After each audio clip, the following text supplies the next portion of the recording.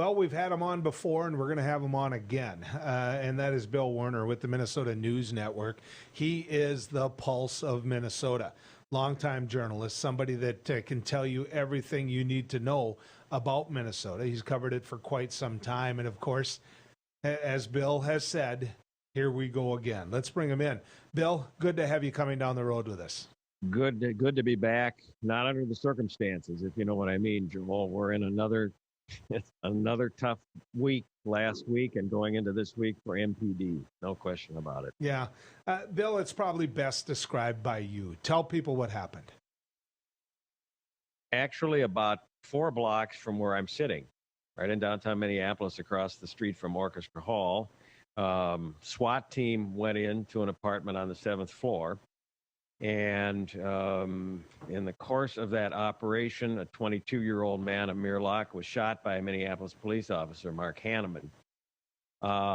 And we now have another case after Derek Chauvin and after Kim Potter that is on our plate here, and we will see what happens. The Attorney General, Keith Ellison, is looking at, as I understand, whether charges will be filed. We don't have any information on that yet, but there's a lot of speculation on what those charges might be, obviously.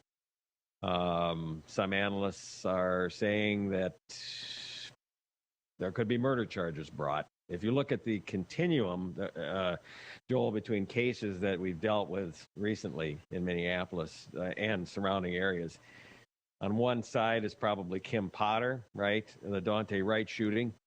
On the other end of the spectrum is Derek Chauvin and the murder of George Floyd. At least the judgment of the jury was murder. Potter, first-degree manslaughter conviction. Chauvin, second-degree murder conviction. So the observers say, and the analysts say, well, which is this closer to? Well, it's probably closer to Derek Chauvin, and hence, what do you have in terms of what's appropriate for charges?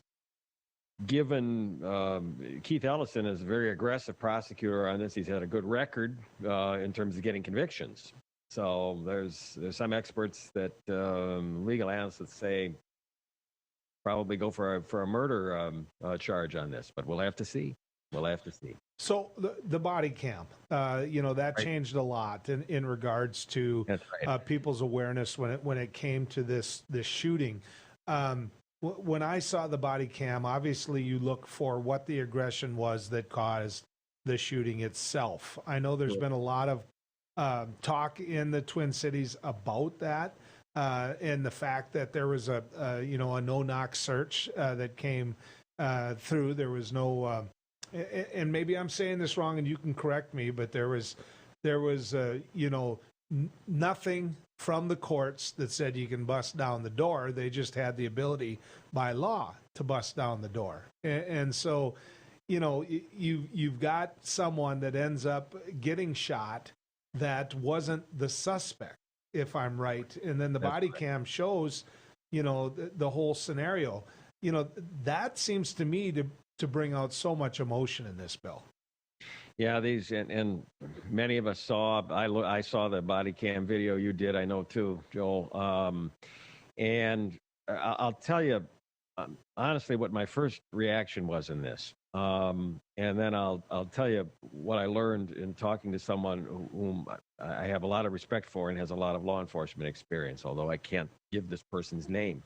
Okay. My first reaction was, okay, that the SWAT team members burst in, and one or more of them come right up to the couch where Amir Locke looks like he's sleeping, right? And at some point you see a gun.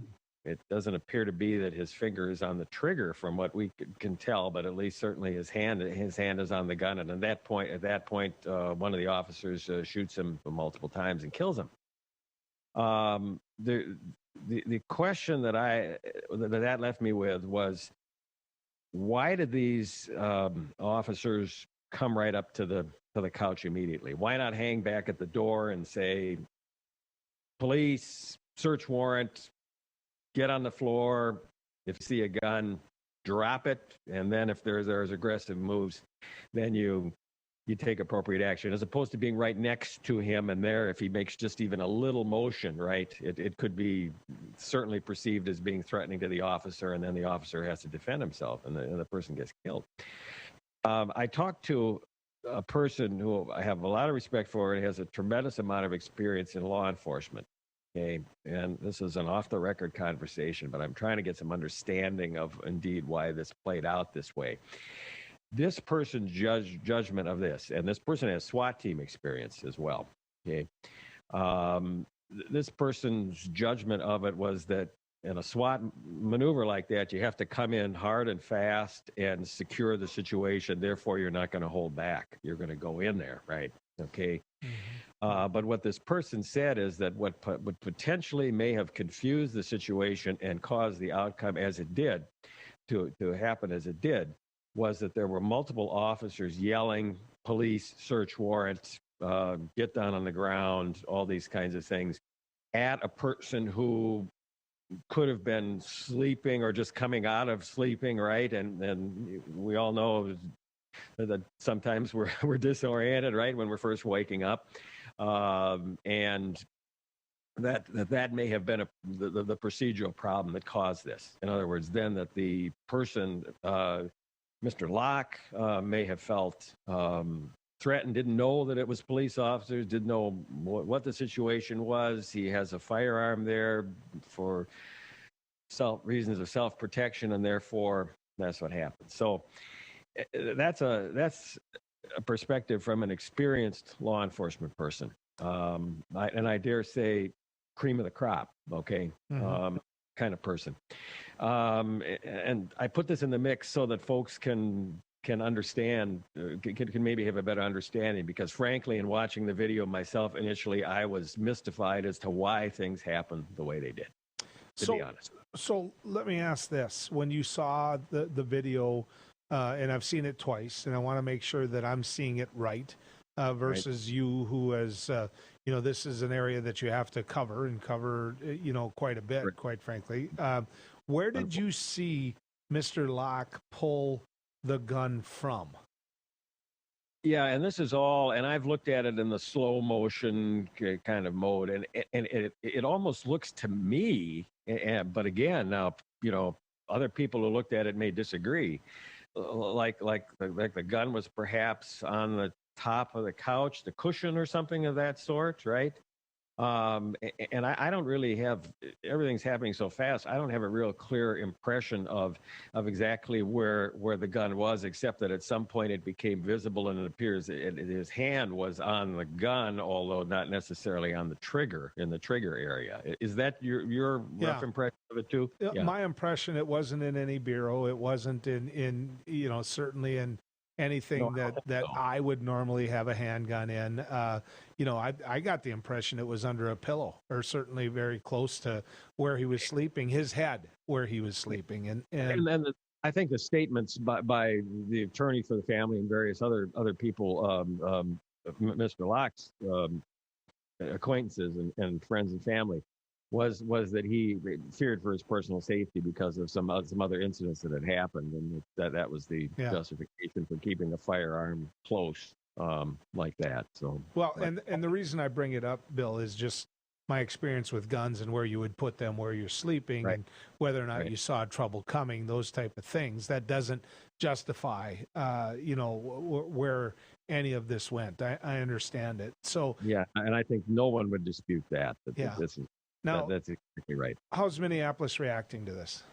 Well, it's obviously there have been some protests. There have been accusations thrown back and forth. There have been accusations that this is racially motivated. There are others who say no, it's not. I think we're in kind of a wait and see mode. And what we're waiting for is what Keith Ellison is going to do, whether there are going to be charges and to what level the charge. Keith Ellison, the Minnesota Attorney General. Okay, what about the law enforcement union itself? What are they saying about it? Well, the law enforcement union is talking about that this is an unfortunate set of circumstances, okay, that had occurred. They're not saying anything about whether procedures were proper, whether law was followed, and that does not surprise me that they would not want to comment on that at this point, for fear not only of of any sort of public backlash, but prejudicing the case one way or the other. So we're hearing very limited comments from them at this point.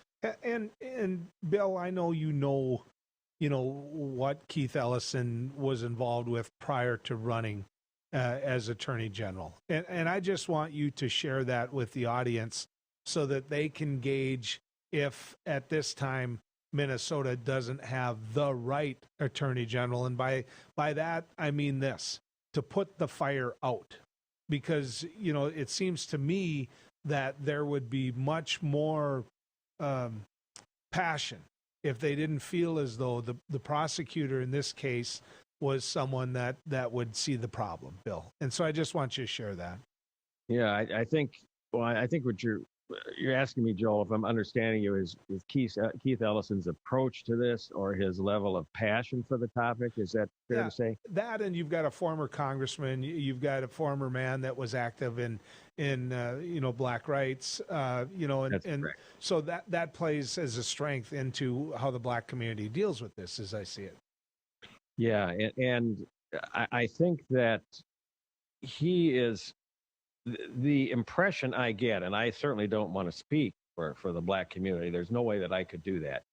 But the impression I get is that people are glad that Ellison is the prosecution, the prosecuting authority in this. Yeah. He has a pretty good record in terms of getting convictions so far in these kinds of cases. Yeah. And so therefore, the monkey is on his back to get, to come up with what is politically and what's legally doable in this case. Bill, we'll speak again as this plays out, okay? Absolutely.